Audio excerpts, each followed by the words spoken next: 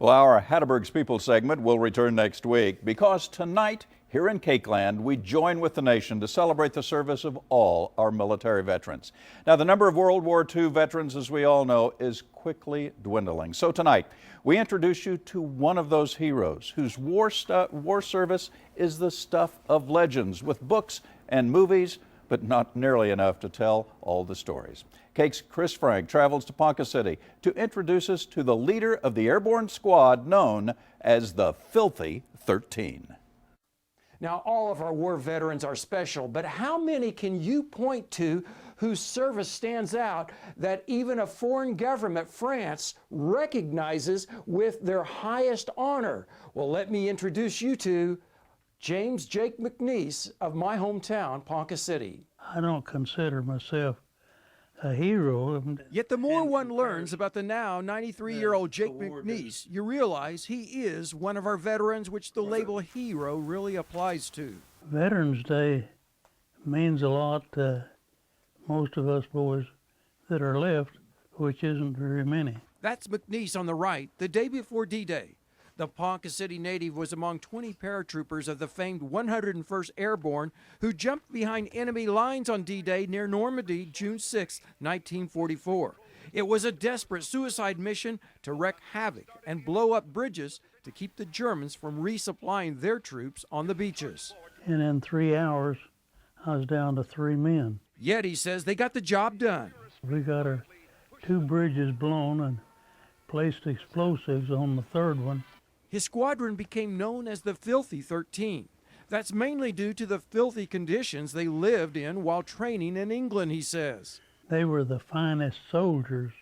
The squadron was known for mohawk haircuts and putting on war paint before battle.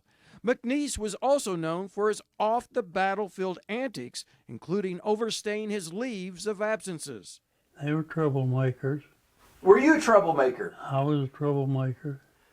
I was the head troublemaker. McNiece laughs now, but he acknowledges he got busted in rank numerous times back to buck private when he should have been climbing in rank. I kept being busted every time. Yet this same troublemaker has been decorated with nearly 50 medals for his heroic work behind enemy lines for our government alone. His wife, Martha, can describe almost every medal and ribbon. He has Bronze Star with 3 oak leaf clusters, 4 oak leaf clusters, I believe it is. McNiece awarded the Bronze Star 5 times, including the 4 times he jumped behind enemy lines. Martha could be his historian since she knows all the details. I've been married to him for 59 years, and I've heard it enough times. Insigne de Chevalier de la Légion d'honneur. 3 other countries, France, Belgium, and Holland, have also given him high honors, the most recent coming in September. In a ceremony in the Oklahoma State Capitol building, McNiece is given the French Legion of Honor medal. Well, I'm not a hero, I'm just a survivor. The heroes are still over there pushing up daisies. McNiece isn't certain why this French honor is coming so many years later, but he's humbled by it. Now, despite his troublemaking antics, McNiece was recognized as a leader and put in charge of training soldiers for top-secret missions. Instead of blowing bridges up, they became known as pathfinders. He and 20 soldiers jumped near Bastogne when the Americans were cut off by Germans and faced certain death without supplies. Now, by using radio beacons, they were able to guide C-47s with supplies to the drop sites despite overcast skies. Hence the name Pathfinders. For decades, the public story was the skies cleared. They hadn't. It was 23 degrees below zero. That was December 23rd, 1944. They had orders to blow themselves up with their equipment rather than fall into enemy hands.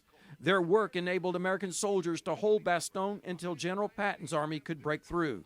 Many will remember the 1967 movie The Dirty Dozen. It was inspired by the Filthy 13 stories, with Jake McNiece being the inspiration for the character played by Lee Marvin. But McNiece refused to work with the producers as a consultant, believing they wouldn't be true to the story, and they weren't. Now he is working with Hollywood, being visited by scriptwriters for a yet-to-be-named project on the Filthy 13. Now, the average lifetime of a war paratrooper then was 1.5 jumps. Only 2 jumped 4 times and survived their battles.